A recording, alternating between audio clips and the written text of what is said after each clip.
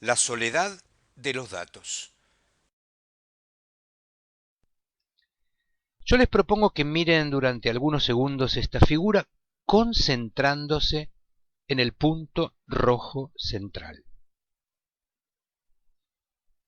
Como probablemente le ha ocurrido a muchos de ustedes, si uno se concentra en el punto central, la periferia se borra.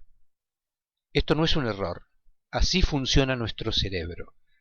La focalización extrema en aspectos puntuales difumina, condena a la penumbra el control. Si pensamos el estrés, nosotros deberíamos saber que ante cada demanda de estrés existe una determinada capacidad de afrontamiento propia de los individuos. Si el agente estresante es controlado exitosamente, por ejemplo, mediante luchar o huir, esto es la respuesta tradicional al estrés agudo, habrá entonces un correlato neuroendocrino y hemodinámico, por ejemplo, aumento de catecolaminas, de frecuencia cardíaca y presión arterial, que pueden controlar al agente estresante. Pero por el contrario, si lo que se desencadena en el caso de nuestros pacientes es un estrés crónico y permanente, el control se tornará defectuoso. Es lo que los teóricos del estrés denominan modo de rota o estrés crónico. El correlato neuroendocrino es bastante diferente al del estrés agudo. Habrá aumento del cortisol, disminución de las funciones reproductivas, depresión, disminución de la frecuencia cardíaca, disminución inicial de la presión arterial, pero muy rápidamente, hipertensión arterial adaptativa y crónica, obesidad abdominal, resistencia a la insulina, hiperplasia adrenal, intolerancia a la glucosa, dislipidemia, enfermedad vascular coronaria y cerebrovascular. Existe un correlato neuroendocrino que se vincula con las relaciones sociales. Esto ha sido muy estudiado por Robert Sapolsky en primates y muestra claramente que la respuesta al estrés de los miembros de la comunidad dominante y de los miembros dominados es completamente diferente. La adaptación implica mecanismos neuroendocrinos diversos de acuerdo al papel, al rol, al punto en que cada uno ocupa en la escala social de la comunidad en la que vive.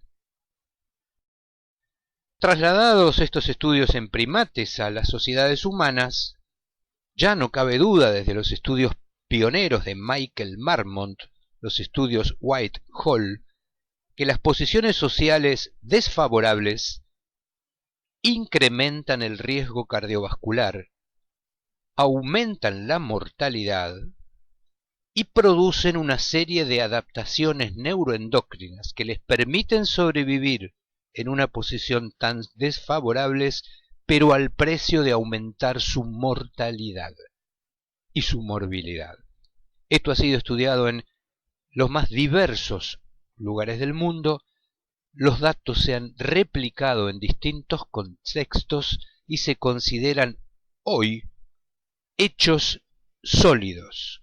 Los determinantes sociales de enfermedad son un factor de riesgo de altísimo peso y la mayoría de los factores de riesgo bioquímicos o hemodinámicos que medimos en el consultorio son sus variables adaptativas a la circunstancia en que nuestros pacientes viven. Pertenecer al sector social más desfavorecido limita, porque consume, los recursos de reserva. Se despliega una estrategia de vida adaptativa a corto plazo o reactiva. Alimentos de alta densidad energéticos y baratos, reproducción temprana, es decir, el costo de la supervivencia en un nicho desfavorable es el alto riesgo acumulativo. ¿Cómo se manifiestan estas situaciones adaptativas a nichos desfavorables. Básicamente por dos variables, aunque hay muchas otras. Las dos principales son que si uno vive en un ambiente desfavorable, está permanentemente en un estado de hipervigilancia y de hiposatisfacción. Así lo describe Robert Sterling. Hipervigilancia significa que estamos todo el tiempo percibiendo una determinada amenaza, una competencia de nuestros pares, y que elegimos una vida centrada en el individualismo y no en las redes sociales. La hiposatisfacción consiste básicamente en que el mundo en que vivimos nos genera expectativas mayores a los resultados que la vida nos permite obtener. La hipervigilancia en un ambiente peligroso no puede ser suspendida. Y la satisfacción no puede ser acumulada, es decir, debe ser renovada permanentemente. La hipervigilancia, por ejemplo, desencadena una respuesta del eje hipotálamo hipofisario adrenal que produce aumentos de cortisol. Desde ya el aumento de cortisol aumenta el apetito de sal, de hidratos de carbono y de grasa, redistribuye la grasa según el lugar donde estén sus receptores. Como todos saben, los receptores de cortisol están predominantemente en el abdomen produciendo obesidad central, como ocurre en el síndrome de Cushing. Aumentan los hidratos de carbono de la ingesta y por lo tanto es necesario que aumente la insulina para procesarlos. Este aumento de la insulina, como la de cualquier sustancia que se incrementa crónicamente, produce la regulación a la baja de sus receptores. Se necesita mucha insulina, se segrega mucha insulina, pero los receptores, en el contexto de hiperinsulinemia, regulan a la baja su sensibilidad. Consecuencia, resistencia a la insulina. Es decir, en un ambiente que demanda hipervigilancia, nos salimos de la zona de confort fisiológico para entrar en una zona de alerta, y esto nos torna individuos adaptados a un ambiente desfavorable, pero vulnerables a la enfermedad. La sobreadaptación a un ambiente que exige estos ajustes permite sobrevivir en él al costo de la vulnerabilidad, en particular metabólica y cardio-cerebrovascular. Veamos un poquito cómo el mundo en que vivimos está encarnado en los organismos que somos. El extraordinario neurocientífico John Cacioppo, recientemente fallecido, denomina cognición social a lo siguiente: el ambiente afecta las señales neuroendocrinas que regulan la conducta, no solo la fisiología, también la conducta. La conducta modifica a su vez el ambiente, que a su vez vuelve a afectar las señales neuroendocrinas en un loop recursivo de retroalimentación permanente. Estudiar organismos aislados de su ambiente es un sinsentido biológico. Repito, estudiar a nuestros pacientes aislados del ambiente en el que viven es una aberración clínica. Pueden encontrar muy desarrollado este tema y con mucha lucidez en este libro que les estoy mostrando. Dice Cacioppo, el ambiente desencadena señales neuroendocrinas para adaptarse a él, que a su vez se manifiestan al mismo tiempo, siempre al mismo tiempo, en la fisiología, pero también en la conducta. El ejemplo que da Cacioppo es muy ilustrativo. Cuando tenemos frío, redistribuimos el flujo sanguíneo, aumentamos la frecuencia cardíaca, modificamos la frecuencia respiratoria, pero también nos abrigamos. Fisiología y conducta van de la mano. Piensen que dos estímulos iguales, que podemos llamar estrés, medidos en su capacidad de perturbar la alostasis, pueden generar respuestas muy diferentes según el contexto en el que viva el organismo al que lo afecta. Y por favor, escuchen esto que dice Cacioppo. las reacciones adaptativas se atenúan cuando una agresión es previsible, podemos anticiparla. O, y esto es lo fundamental, si el individuo que percibe o recibe la agresión dispone de una red social significativa. Vivir en el interior de una comunidad con lazos sociales atenúa el impacto adaptativo de los estresores del ambiente. La soledad, por el contrario, los incrementa. Los mecanismos neurofisiológicos que permiten adaptarnos al ambiente son complejos y están distribuidos en múltiples sistemas neurológicos, fisiológicos, endoteliales, cardiovasculares y muy especialmente endocrinos. Pero sobran las evidencias experimentales acerca de lo siguiente.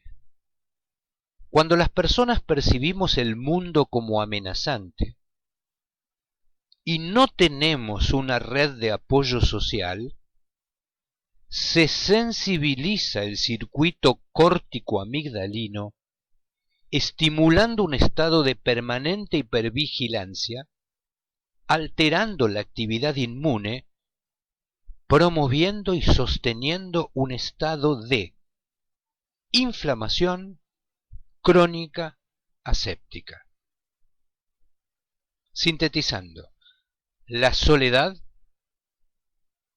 promueve un estado proinflamatorio crónico y sus respuestas adaptativas fisiológicas con un alto costo en la salud. Las redes sociales, los núcleos de pertenencia, el encuentro cara a cara con nuestros pares atenúa el tremendo impacto que el mundo tiene sobre las personas.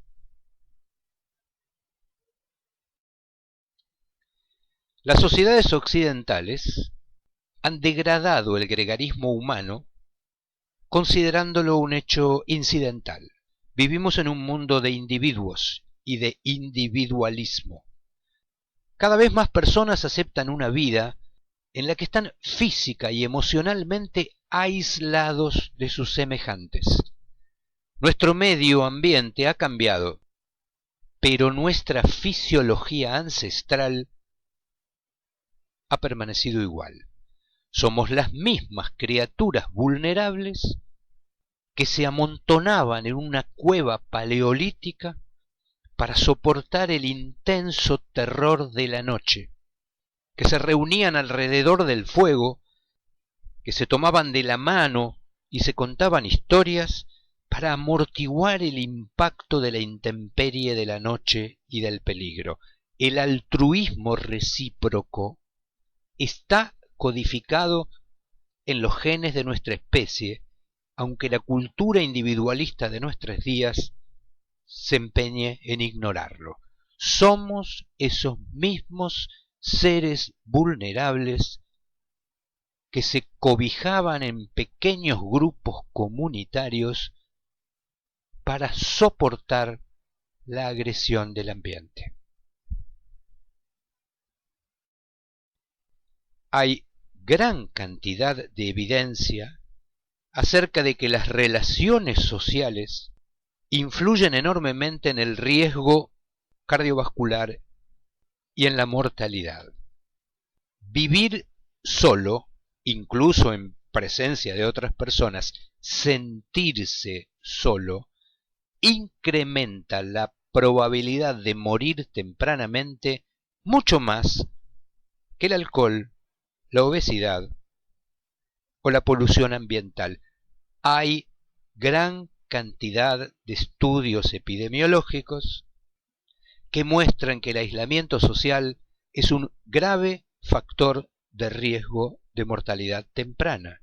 Sin embargo, en la lista del repertorio evaluativo del riesgo cardiovascular de nuestros pacientes suele faltar la pregunta: ¿se siente usted solo?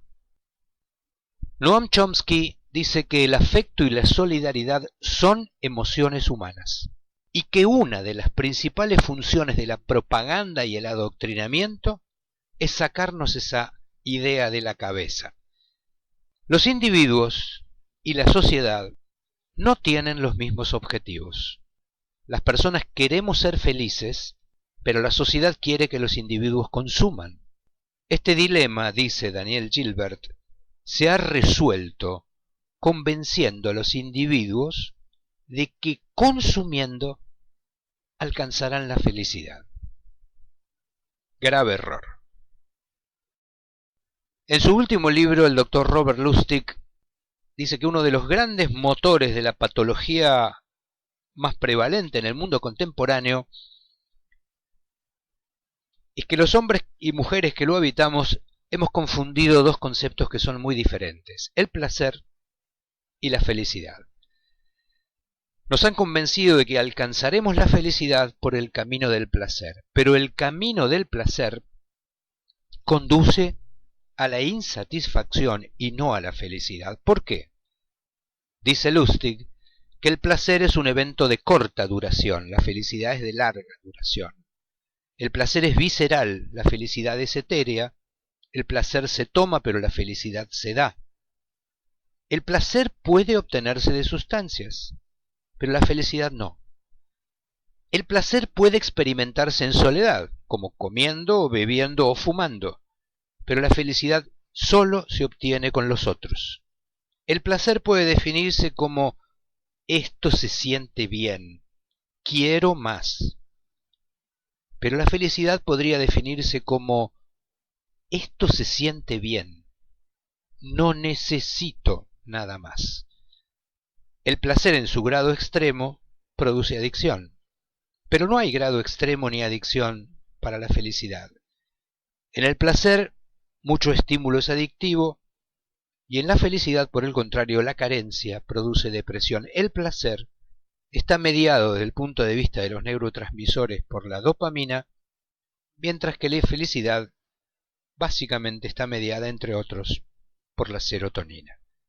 Placer y felicidad no son conceptos equivalentes, ni uno es el camino para alcanzar el otro.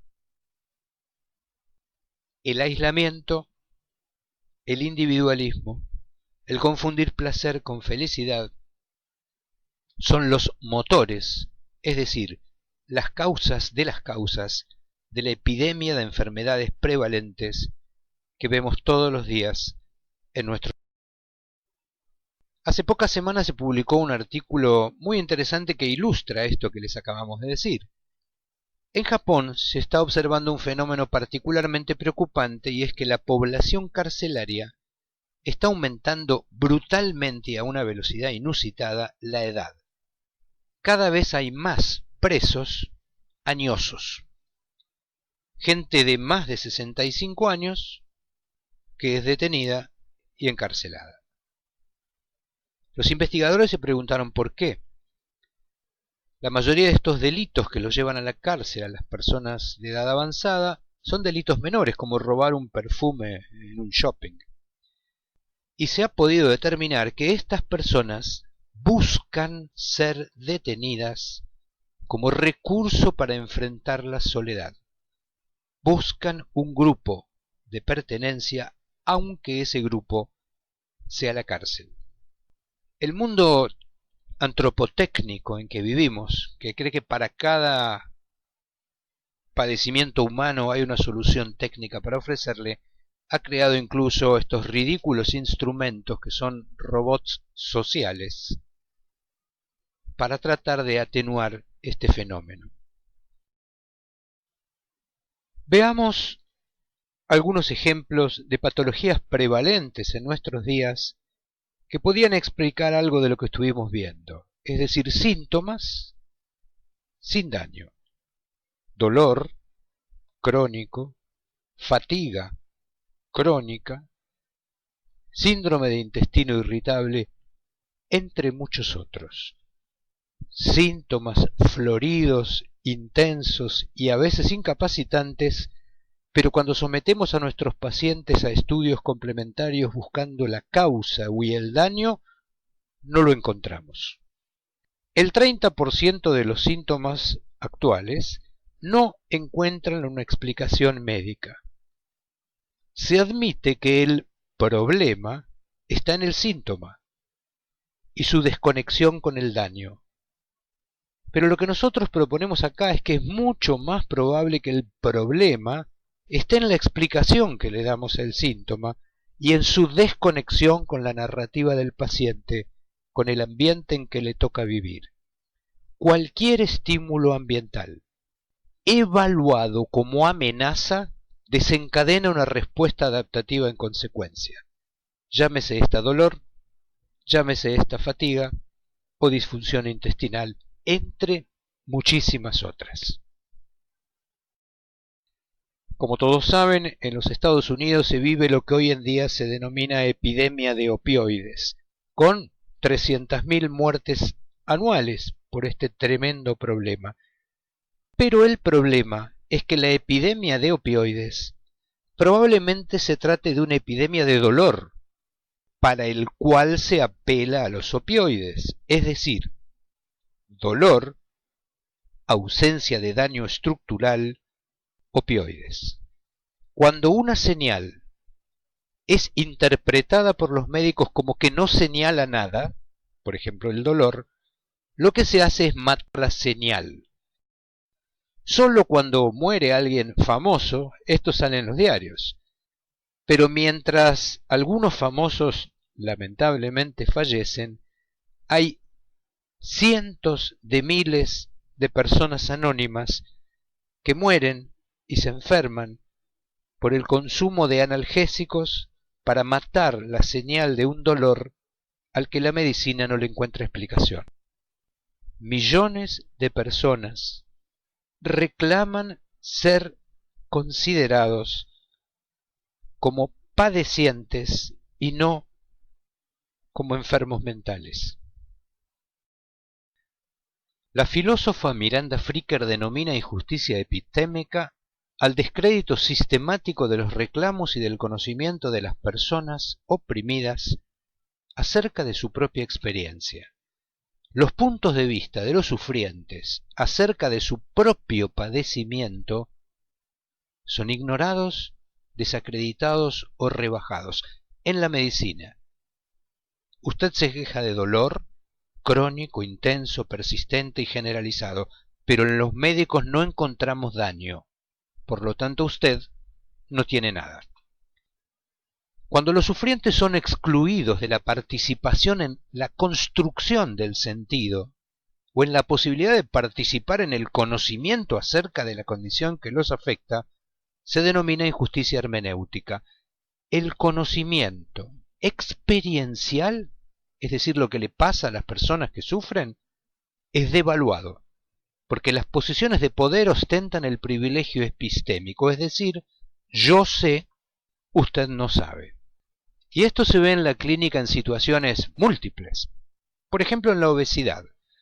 Usted come porque decide comer apelando a su libre albedrío. Es su decisión. Es una carencia de voluntad. Cuando incluso los recursos de estudio fisiológicos más elementales demuestran lo contrario. Culpabilizar a la víctima no solo es una estrategia ineficaz, por ejemplo en la obesidad, sino un signo de ignorancia de la fisiología de la conducta ingestiva. La medicina necesita evitar comportarse como Procusto, que en la antigua Grecia tenía una posada en medio de un camino con una sola cama. Cuando sus huéspedes eran más largos que la extensión de la cama, había encontrado la solución perfecta. En lugar de ampliar la cama, cortaba con un hacha las piernas de los huéspedes para que se ajusten a la longitud de la cama. La medicina no puede actuar así. Si enfrentamos problemas que afectan a millones de personas, que tienen síntomas para los cuales no encontramos daño No podemos excluirlos condenándolos a la estigmatización de padecer enfermedades imaginarias, simplemente porque somos incapaces de modificar nuestros conceptos básicos que nos permitieron muy bien entender las enfermedades del pasado, pero que en las enfermedades del presente tienen todavía muchos puntos oscuros. En lugar de cortar las piernas del padecimiento de la gente, nuestra propuesta es alargar la cama, ampliar el espectro de nuestros modelos mentales para enfrentar el sufrimiento y el padecimiento de miles y miles de pacientes que todos los días nos consultan y para quienes tenemos solo respuestas mutilantes y estereotipadas. Ojalá esto despierte la reflexión y el interés por estudiar otras perspectivas en alguno de ustedes. Muchas gracias por la paciencia de escucharme.